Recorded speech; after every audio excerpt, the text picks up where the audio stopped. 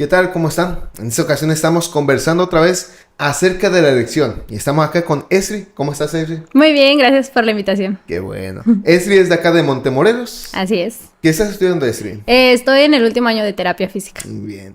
Estamos acá conversando con Esri acerca de un tema muy bueno, que es el libre albedrío, amor y providencia divina. Y en esta ocasión estamos abordando el tema base que se encuentra en Juan 16:33. Dice lo siguiente: estas cosas les he hablado para que en mí tengan paz. En el mundo tendrán aflicción, pero confíen, yo he vencido al mundo. Esri, ¿qué te ha parecido esta lección? Pues la verdad está bastante completa. Voy a empezar porque el título está largo. Okay. Dice libre albedrío, amor y providencia divina. O sea, está hablando de 3 cosas a la vez, bastante complejas, yo creo que una más que otra. Pero creo que en lo personal me ha ayudado bastante a aclarar ciertos puntos, aunque son controversiales afuera. Y a veces tenemos que defender nuestra fe o lo que creemos a través de estas preguntas. Así que creo que es bueno que la lección tome estos puntos para que nosotros también podamos prepararnos y fortalecer también nuestras creencias. Muy bien, y estamos abordando un tema acerca del libre albedrío, y como bien lo recalcaste, Esri, acerca del amor de Dios y la providencia divina. Y aquí presento un problema, porque me gustaría que en tu descripción, en tu concepto, ¿qué entiendes por la parte del libre albedrío? Yo, investigando un poco qué era este significado, yo lo entendí así como que esa libertad que se nos ofrece, o sea, que en este caso Dios nos ofrece para poder tomar nuestras propias decisiones y ya correr por nuestra cuenta si son las buenas o son malas. Ahora, acá tenemos un concepto bastante interesante. John Peckham lo presenta muy bien. Lo encontramos, por ejemplo, en una historia que él cuenta. Dice lo siguiente: en una ocasión estaba una niña abordando el tema en una clase de Biblia, y la niña le pregunta: ¿por qué mi perro murió? O sea, ¿por qué tengo que pasar por estas anécdotas o estas experiencias? Y la maestra le dice: estos son formas en cómo Dios nos va preparando para la parte de un evento más grande. Y la niña hace una pregunta bastante interesante: ¿será que Dios tenía el control cuando mi perro murió? ¿O por qué Dios iba a matar a mi perro? Y aquí encontramos algo muy, muy importante, porque a veces pensamos que al ser Dios un Dios totalmente poderoso, Dios va a hacer todo lo que Él quiere. Sin embargo, vemos en la lección que hay cosas que Dios no puede hacer por respetar el libre albedrío. Y cito algunos textos: Salmos 81:11, Isaías 30, Isaías 18, Lucas 13. Y aquí nos presenta algunos aspectos porque Dios tiene un ideal para nosotros. Y leo, por ejemplo, algún texto: Isaías capítulo 30, versículo 15. Porque así dijo Jehová el Señor, el Santo de Israel: en descanso y reposo seréis salvos, en quietud y confianza será vuestra fortaleza, y no quisisteis. Y algunos dirían: pero es que Dios es totalmente poderoso, porque Él no me puede obligar a hacer algo. ¿Acaso su poder se limita a eso? Sin embargo, vemos el concepto de el libre albedrío, y aquí John Peckham dice lo siguiente: aunque muchas personas creen que Dios siempre obtiene lo que quiere, la Biblia muestra algo muy diferente. Las Escrituras muestran una y otra vez a un Dios cuyos deseos son insatisfechos. ¿Y qué opinas tú respecto a esto, Esri? Pues justo mencionaste una cita, la de Lucas 13:34, que me gustaría leerla, porque creo que es un versículo donde pone en la posición de Jesús bastante impotente. Incluso a mí me da impotencia cuando lo leo, pero luego me acuerdo que yo también soy así y se me pasa un poco. Dice: Jerusalén, Jerusalén, que matas a los profetas y apedreas a los que te envían. ¿Cuántas veces quise reunir a tus hijos, como reúne la gallina sus pollitos debajo de sus alas, pero no quisiste? O sea, Dios te está ofreciendo todo para protegerte, para que te vaya bien, y nosotros, pues justo por esa libertad que se nos da, a veces elegimos pues no hacer las cosas bien, no seguir en los caminos, o en este caso esa representación que pone, no ir bajo las alas de Dios.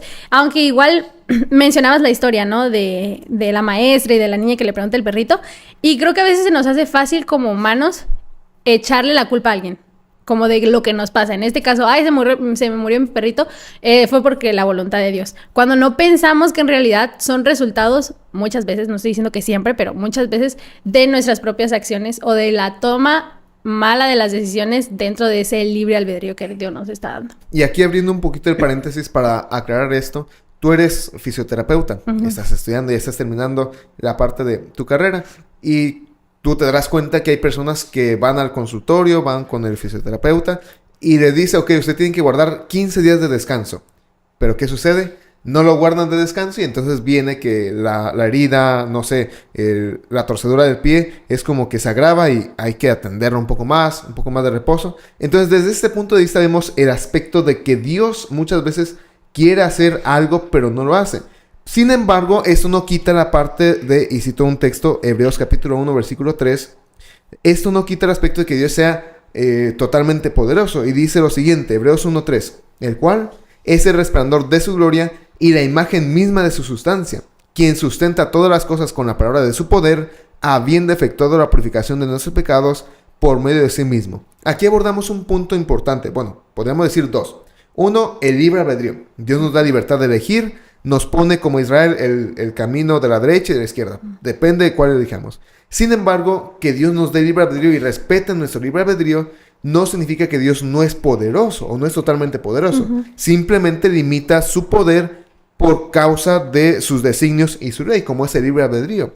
Y tomando el ejemplo, que igual ahorita me lo puedes aclarar un poquito más, el ejemplo de la persona que va al consultorio y tiene que guardar reposo, la pregunta es, si el hombre no guarda reposo, ¿de quién es la culpa? ¿Del doctor o del hombre? Buen punto. Fíjate que justo me estaba acordando cuando estaba estudiando esta lección que casos prácticos nos pasan así. No sé, ¿te gusta jugar fútbol? Exactamente. Sí, ok, excelente. Entonces me vas a entender mejor y a lo mejor hasta lo has hecho. Me pasa mucho con mis amigos que juegan fútbol. Por ejemplo, el domingo, ya sea a las 4 o 5 de la tarde, ya me marcan. Oye, es que fui a jugar, y fíjate que me lastimé, vamos a poner el tobillo para que nadie se siente identificado con mis amigos. Y me duele, ¿me puedes revisar? Ah, sí te reviso.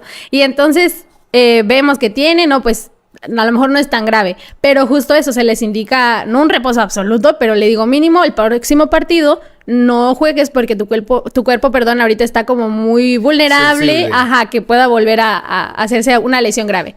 Ah, pues ¿qué hace mi amigo? Va otra vez al partido y ahí voy otra vez el domingo, me vuelve a hablar. Oye, es que ahora sí me duele, ya me lesioné, tengo el pie hinchado y todo morado. Y yo, ¿y cómo por qué está morado? Si se supone que te dijimos que no jugaras. Guardar reposo. Y me dice, no, es que nada más me metieron en medio tiempo. Pero como no hizo caso a las indicaciones, pues ahí está su consecuencia. Y es ahí como veo yo el ejemplo de la impotencia de Dios de, es que ya te dije que ahí no es y allí fuiste a hacerlo. Entonces, en ese caso creo que sí es, ya Dios nos dijo qué es lo que tenemos que hacer, de quién es la culpa, que no hagamos caso a esas indicaciones, pues ahí está. Y te voy a decir desde mi perspectiva que me gusta mucho el fútbol y lo juego. A veces, y aquí juega un papel importante porque a veces no se cumple la voluntad de Dios, las emociones del ser humano. Porque, o sea, personalmente, yo es como que está en el fútbol ahí, el partido, los 11 jugadores. ¿Te quieres meter? Y me quiero meter la emoción de jugar fútbol. Y creo que a veces pasa eso con el ser humano y con Dios. Dios nos dice, no hagas esto. Pero el ser humano dice, no, es que Señor, es que me gusta. O sea, es que quisiera estar ahí. Y dice el Señor, no, pero no hagas esto. Cometes un error y la emoción te lleva a hacer más errores. Y ahí es donde tú presentas la impotencia de un Dios. Porque Dios es sumamente poderoso. Es como que, es como cuando la mamá le dice, no juegues con el fuego. El mamá puede y lo quita y lo sienta ahí. Podría hacerlo. Y Dios podría hacer eso con nosotros. Pero vemos en la parte de la lección que Dios es un Dios de amor que nos permite un libre albedrío. Y ahí es donde el ser humano a veces cumple el ideal de Dios, pero a veces no lo cumple. Entonces, en ese sentido, tomando un ejemplo, esa metáfora de tú aconsejándole a tu amigo, es como que tu ideal es que él se recupere.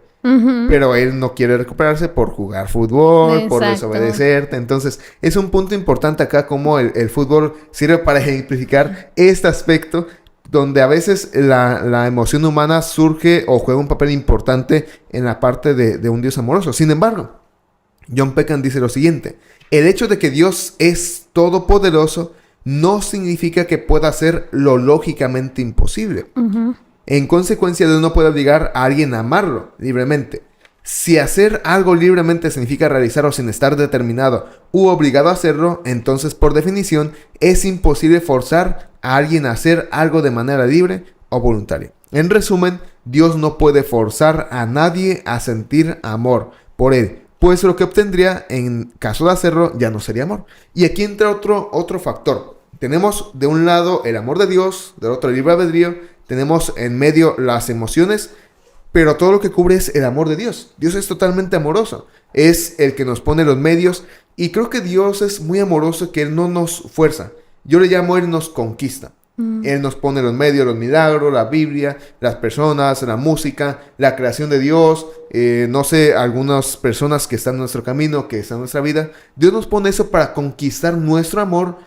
Y eso es lo que nos llega a hacer. Él no nos fuerza a elegirlo libremente. Digo, obligadamente. Él nos da la libertad de elegirlo en ese sentido. De hecho, la lección menciona 2 versículos que son muy similares. El de amarás al Señor tu Dios con todo tu corazón, con toda tu alma y con toda tu mente. Pero en ninguna parte dice que nos va a obligar a amarlo. O que ya pone así como el chipcito de es que lo tienes que amar. Ahí entra esa...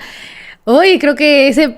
decisión tan peligrosa a la vez que tomó Dios al decidir pues que ellos elijan, ¿no? Y como tú decías, nos pone cosas, nos pone personas, nos pone a veces hasta en un ambiente. Por ejemplo, nosotros que tenemos el privilegio de estudiar, o bueno, en tu caso estudiaste en una universidad cristiana, nos pone en un ambiente donde constantemente se nos recuerda el amor de Dios, su compasión, su gracia, y de esa manera como que tus pensamientos, todo va aflorando hacia allá. No nos obliga, pero sí nos pone como que en ambientes o ese cerquito tratando de protegernos y de llevarnos a ese mismo. Exactamente. Ese mismo camino. Y como comenta el autor, o sea, el que Dios nos ponga el libre albedrío es porque quiere un amor de verdad. Entonces esto va, y lo relaciono mucho con la parte del matrimonio, porque en ocasiones el matrimonio se llega a tomar como un juego y viene el divorcio. Y eso no es un amor completo. En ocasiones el matrimonio es forzado, donde el chico o los padres de la chica fuerzan para que se case con alguien. Como era antes, ¿no? Como era antes, o como puede llegar a suceder en algunas ocasiones. Sí, también. Entonces ese tampoco es amor. Que se casan porque la chica se ve embarazada, ese no es amor totalmente. El amor es cuando la chica y el chico pueden elegir libremente si se pueden casar o no, o sea, libremente porque ellos quieren. Entonces, en ese sentido, Dios siempre pone el aspecto de un amor total, un amor totalitario. Y Peckham menciona lo siguiente: Dios ha prometido algo o se ha comprometido con ello o a ello, y su accionar futuro está normalmente limitado en virtud de esa promesa. Por ejemplo, Él prometió que nos va a salvar y sus acciones están limitadas a cumplir esa promesa, porque Dios no es hombre para que mienta, ni hijo de hombre para que se arrepienta.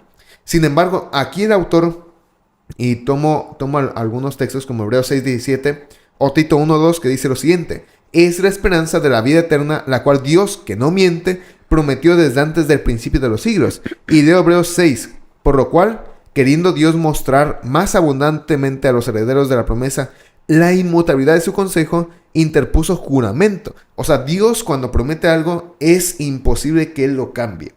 Cambia en consecuencia del ser humano. Por ejemplo, Dios nos dice: yo prometo que si tú cuidas tu salud, vas a tener buena salud. Y larga vida, dice. Exactamente. Sin embargo, si el ser humano, pues, come comida chatarra, no se cuida en los partidos de fútbol, por ejemplo. Cuando hay fracturas por ahí, no hace ejercicio, no sale al sol, se la pasa viendo televisión 24/7. Malos hábitos. Malos hábitos. No es que Dios no cumpla su promesa, es que el ser humano no está cumpliendo lo que Dios quiere o pide. Eligió otra cosa.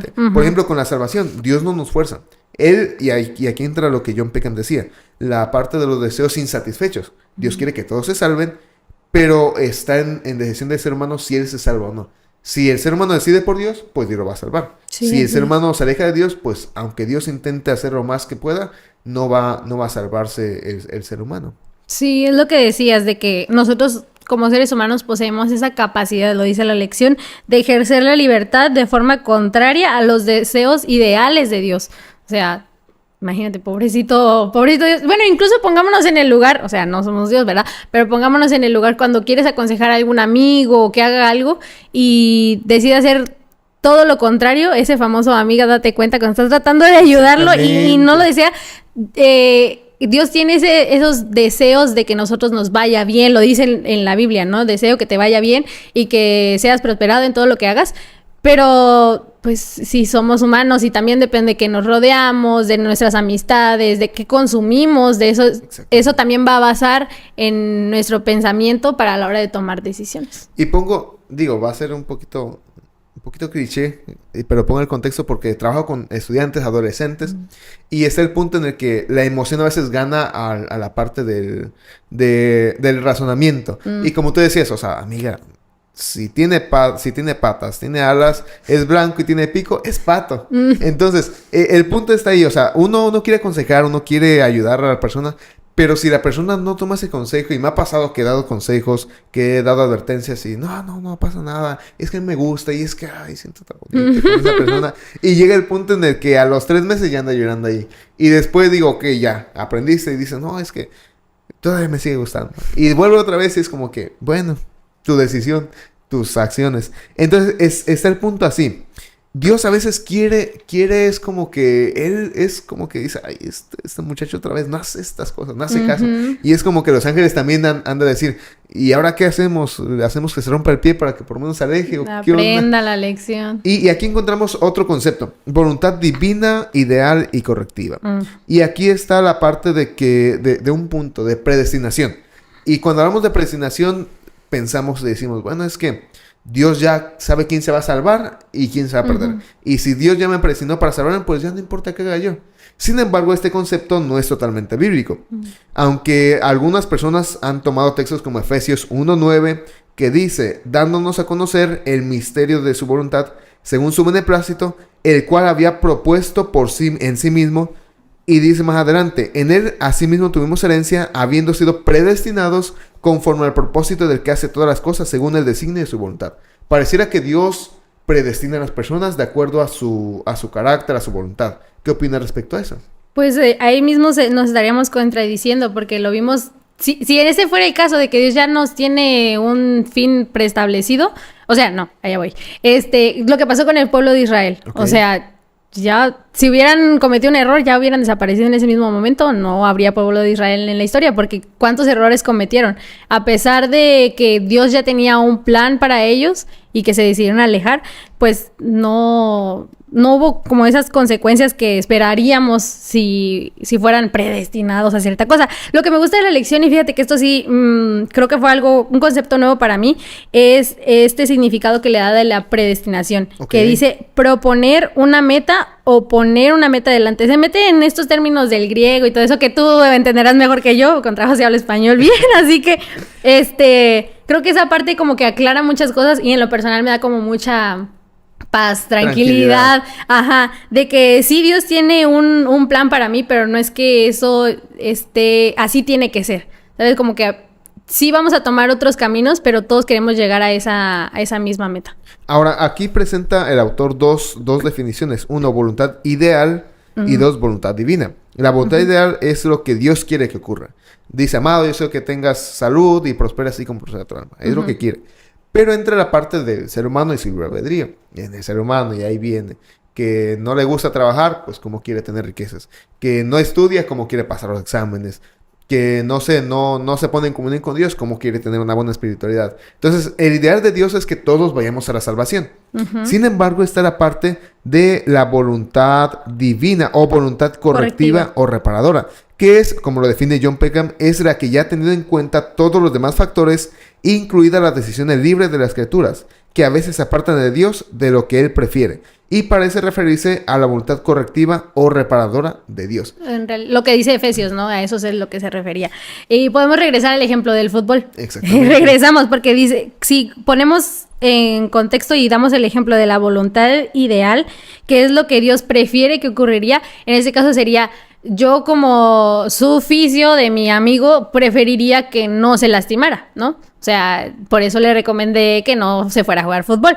Pero, ¿qué pasa cuando ya hay voluntad correctiva? O sea, ya teniendo en cuenta de que va a suceder porque ya lo conozco, porque ya ha pasado varias veces, pues en lugar de dejarlo hasta el domingo para que vaya y cometa esos errores, preparamos sesiones para que él pueda rehabilitarse, para que pueda fortalecerse y el domingo, si decide jugar, a pesar de que ya le dijimos que no, pues esté un poco más preparado para que esas lesiones no sean tan graves o que de plano no se lesione.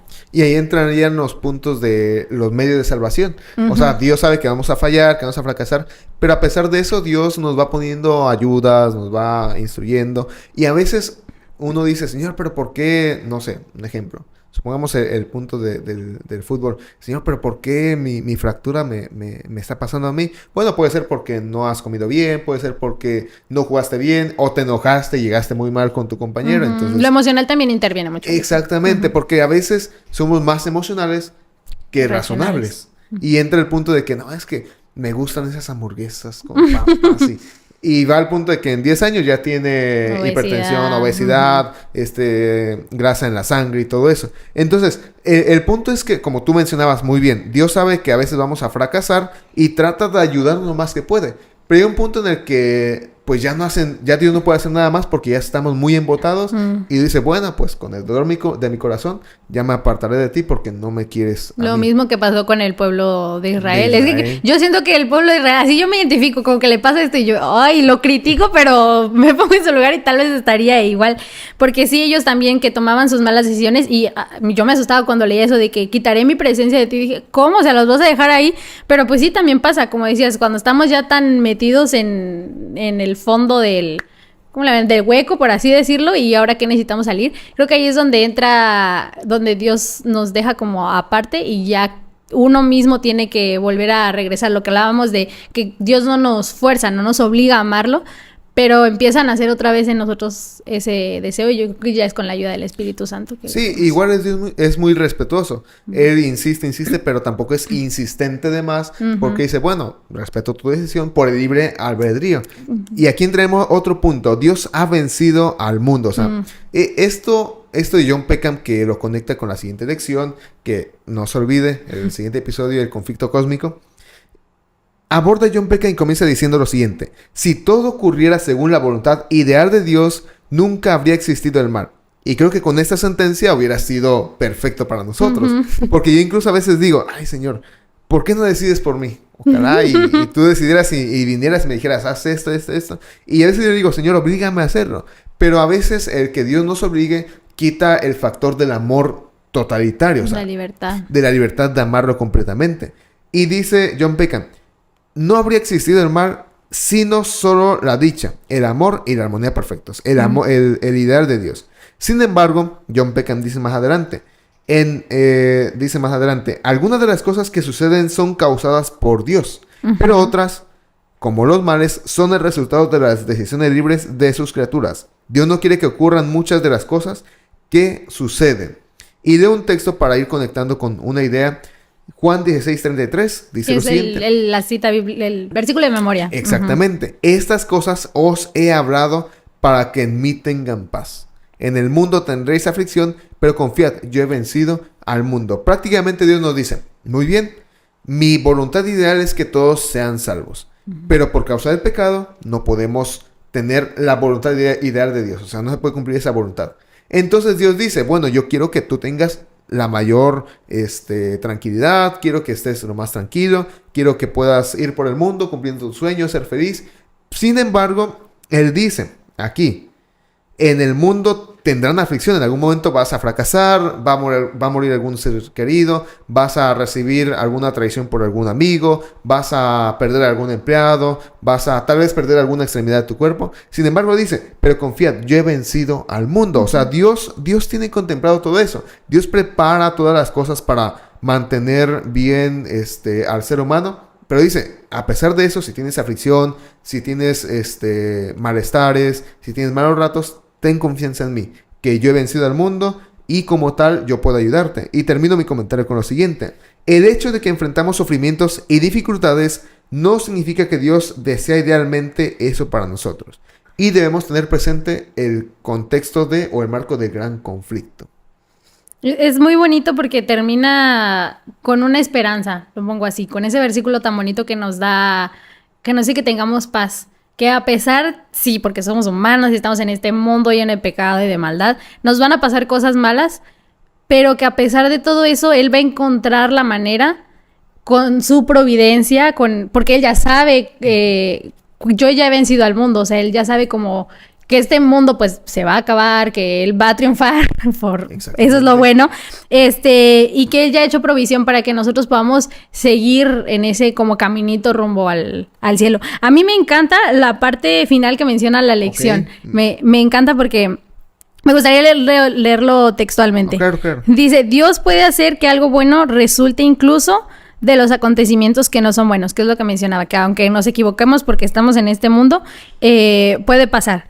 Si confiamos en Dios, Él puede utilizar incluso nuestros sufrimientos para acercarnos a Él y motivarnos a ser compasivos y cuidar de los demás. O sea, nunca nos va a dejar solos, aunque estemos descarrilados por ahí en el camino, aunque no le hagamos caso a las personas, los consejos que les damos, Él va a encontrar esa manera para poder llevarnos a ese final que Él espera que nosotros tengamos. Sí, y con esto vamos terminando. Recordemos, Dios nos ama, está en un punto el Dios Todopoderoso, pero en otro extremo está el libre albedrío, que es como que un factor que influye en todo. Uh-huh. Entonces está el libre albedrío. Sin embargo, a pesar de eso, a pesar de que tomamos malas decisiones, a pesar de que vamos en contra de Dios, Dios siempre está con nosotros, guiándonos, cuidándonos, está instruyéndonos, manteniéndonos ahí alerta, para que podamos elegir por Él. Entonces, Dios no nos fuerza porque Dios quiere amor totalitario. Así como un matrimonio debiese de funcionar de amor totalmente,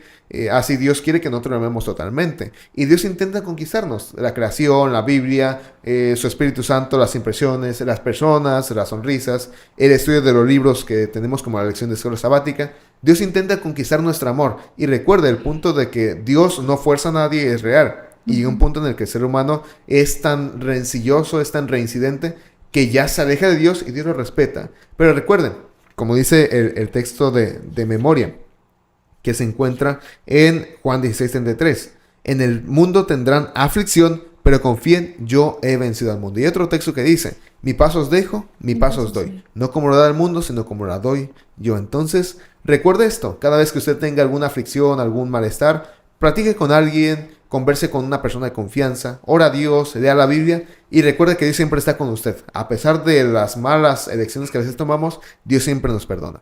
Que Dios les bendiga y que la pase muy bien.